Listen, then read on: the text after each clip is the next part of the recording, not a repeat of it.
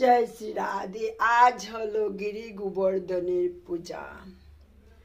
গিরি গোবর্ধনই ভগবানের আরেক রূপ।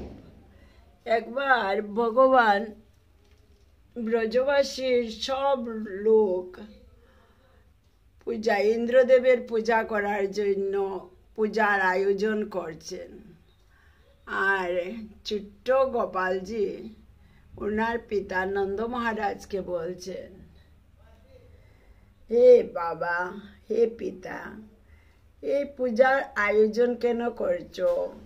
কার পূজা দেওয়ার জন্য করছো?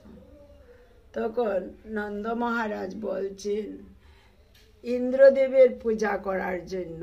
ইন্দ্রদেব তো স্বর্গের রাজা, তাই ইন্দ্রদেবকে যদি খুশি করি তাহলে আমাদেরকে বৃষ্টি দিবেন, আর বৃষ্টি দিলে শস্য হবে, আমরা চাষবাস করব আর শস্য উৎপাদন হবে। তখন গোপালজি বললেন, ইন্দ্রদেবের পূজা না করে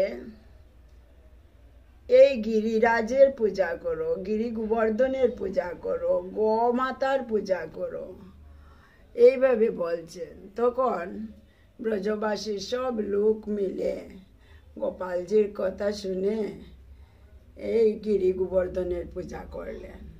আর বলছেন, যা যা মনের ইচ্ছা তোমরা এই গিরি গোবর্ধনকে সেবার জন্য দাও। তাই গিরি গোবর্ধনকে ব্রজবাসীর সব লোক মিলে খুব সুন্দর করে সেবার আয়োজন করে গিরি গোবর্ধনের পূজা করেছিলেন।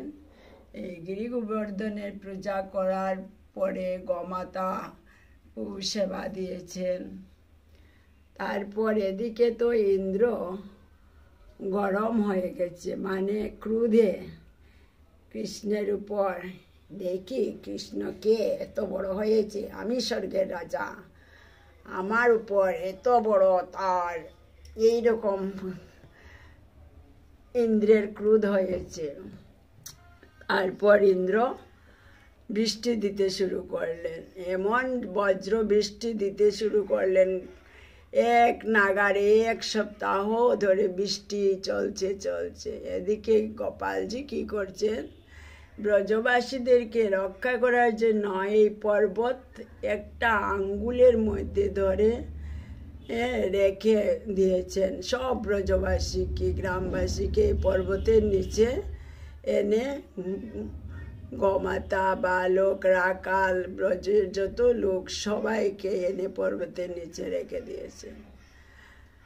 আর তারপর সব ব্রজবাসী তো এই পর্বতের নিচে ছিলেন, ওদের কোনো অসুবিধা হয় নাই, যেমন ছাতার নিচে ওরা সব ছিলেন, ওদের কোনো বৃষ্টি অসুবিধা হয়েছে না।